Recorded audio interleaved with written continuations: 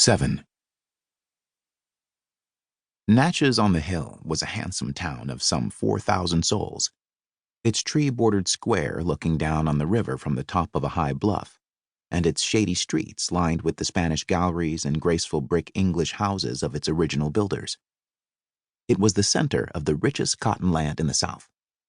Even in the hush of summer, the landing at the bottom of the bluff was busy with keelboats, flatboats, and the small stern-wheelers that were the only steamboats that could navigate the low river.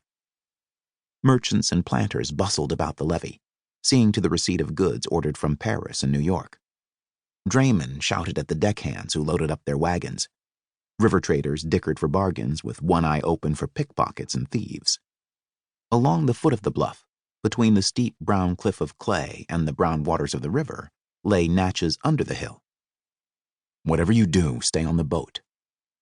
From behind the corner of the 'tween decks, January watched Mr. Weems fussing about the bow deck like an animate marigold in his mustard-colored frock coat, as he supervised the raising of 2 trunks from the hold. "My guess is they're offloading part of the loot for storage here, to be picked up later when the search dies down. I think they'll be back."